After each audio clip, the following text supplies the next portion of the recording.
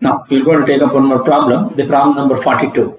A brass bar having a cross-sectional area of 1000 mm square is subjected to axial forces, which is as shown in the figure.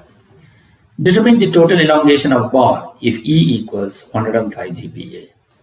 So you have a uniform cross-sectional bar of area 1000 mm square, having the member AB of 600 mm length, BC 1000 mm and CD 1200. On the segment AB, 50 kN is acting towards the left side. At the junction of B, AB and BC, it is 80 kN is acting towards the right. And at the junction of BC and CD, you have the load which is acting towards the left side, 20 kN, and at CD, and at the right end of the CD, you have the 10 kN. So first we need to find out whether the body is in equilibrium condition or not. For the equilibrium of the bar, load acting towards the left side should be equal to the load acting towards the right side. When you are considering this, on the so you have 50 kN acting towards the left and 20 kN is acting towards the left. So, and also 10 kN is acting towards the left. So 50 plus 20 plus 10, which is equal to 80, that will be equal to acting towards the load acting towards the right side is 80 kN. So 80 is equal to 80. Hence, the body is in equilibrium condition. So now initially we are going to consider the segment AB. When you are considering the segment AB, on the left end, you have 50 kN acting towards the left side, it is positive, which is tensile. On the right hand side, you have three forces which is acting. One is to the right, again it is positive, it is 80. And the two loads is acting towards the left, which is compressive in nature, because acting towards the left side, it is compressive. So negative.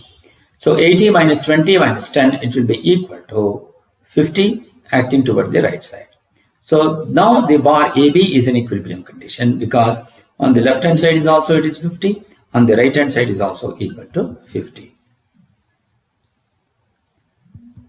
Now, when you are taking this 80 kilonewton and 20 kilonewton and 10 kilonewton, 80 minus 20 minus 10, so that will be equal to 50 kilonewton. So now the body is in equilibrium condition. Now when you are considering for the segment BC, if you are considering for the segment BC, so here what happens, 50 kilonewton is acting towards the left and 80 kilonewton is acting toward the right. So 50 minus 80 will give you minus 30 kilonewton. So again it is acting toward the right side. On the right end, you have minus 20 minus 10. So that is both are acting toward the left side.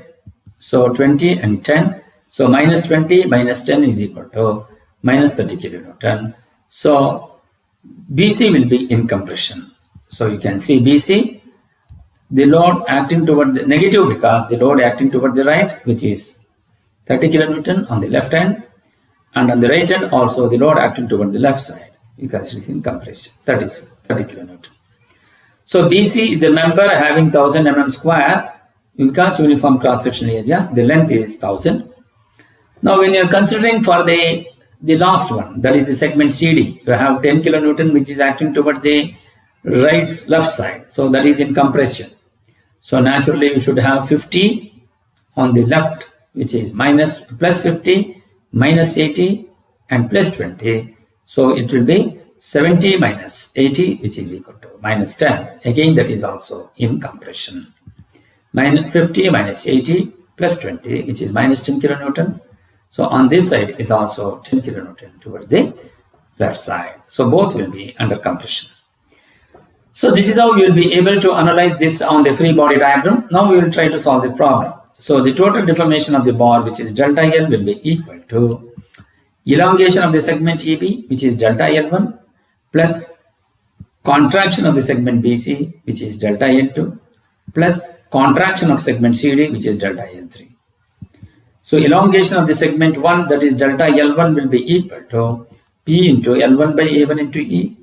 So that is equal to P is 50 kilonewton. So 50 into 10 to the power of 3 into length of the member is 600 divided by area of cross section is 1000 into 105 into 10 to the power of 3. On simplification, the elongation of the bar will be equal to 0.2857 mm. So this is the elongation because the load applied is tensile. Then what will going to be the contraction of the segment BC, which is segment 2, which is delta L2. Again, which will be equal to P into L2 by A2 into E. You know the load is 30 kilonewton, so 30 into 10 to the power of 3 into length of the segment is 1000, which is 10 to the power of 3, divided by uniform cross-section area. Obviously, it should be 1000 into 105 into 10 to the power of 3. So on simplification, you will going to get it as 0.2857 mm. Now, when you are considering the contraction of the segment 3, which is delta L3 is P into L3 by A3 into E. So P is 10 into 10 to the power of 3 into length of the segment is 1200 divided by area of cross section. Again, it is uniform. It is 1000 into 105 into 10 to the power of 3, which is equal to 0.1143. So what will be the total change in the length of the bar, which is delta L will be equal to delta L1 plus delta L2 plus delta L3. So that is equal to 0.2857 minus 0.2857 minus 0.1143.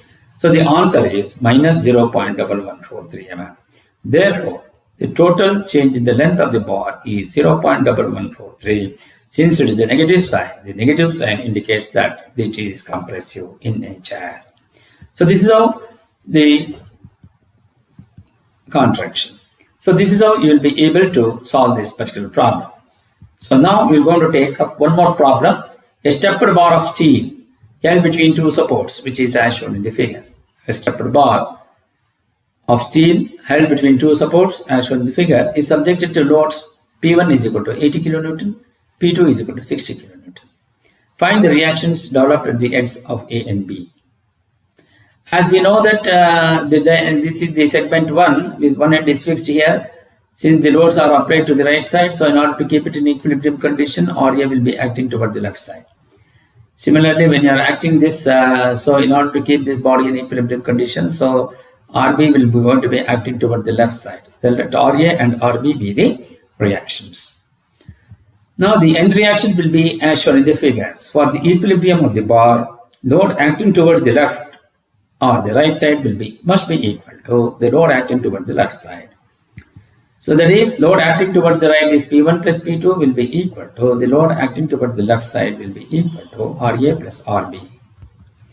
So what is P1? P1 is 80 plus 60 will be equal to RA plus RB. Therefore, RA plus RB will be equal to 140 kilonewton. So the free body diagram of the different segment, which is as shown in this figure. So you have AC, RA is acting toward the left, so obviously RA should also act toward the right side, having diameter 40 and 150 mm length.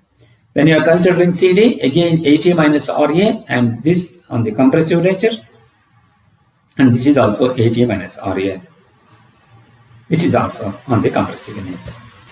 So we have DB. So RB and RB both will be on compression, having diameter 30 and of 300 mm. So what is the total change in the length of the bar DL? Delta L will be equal to elongation of the segment AC, which is delta L1, and the contraction of segment CD will be equal to delta L2, and the contraction of segment DB will be equal to delta L3. So as we know that the total change in the length of the bar delta L will be equal to 0, that is basically because the two ends are fixed. So there is no provision for the deformation length in the length of the bar. So delta L will be equal to delta L of AC, delta L of CD, and delta L of DB. So that is equal to P into L by A into E of AC minus P into L by A into E of CD minus P into L by A into E by DB. So that will be equal to 0, that is P is RA into length of the member is 150, and that divided by pi by 4 into 40 square into Young's modulus of E minus 80 minus RA into 150, 80 minus RA into 150 divided by pi into 40 square into E by 4. Similarly, RB into 300 divided by pi by 4 into 30 square into E So on simplification, RA into 150 by 40 square will be equal to 80 minus RA into 150 by 40 square. Similarly, plus 140 minus RA into 300 by 40 square. So therefore, RA plus RB, which is equal to 140, which we know. So what is RA? RA will be equal to, so that is RB will be equal to 0.0375 into RA is equal to 7.5 minus 0.09375 into RA plus 46.667 minus 0.333 into RA. So what we have done is we have simplified this and we have written this equation. So that will be equal to, reaction at the end RA will be equal to 104 kilonewton and RA plus RB will be equal to 140. Therefore, RB will be equal to 36 kilonewton. That is 140 minus 40. 140 minus 104, which will be equal to 36 kilonewton. So the reaction at the end RB will be equal to 36 kilonewton and the reaction at the end A will be equal to 104 kilonewton. So this is how you will be able to solve this problem. If you find this video is useful, please subscribe to my channel. Thank you.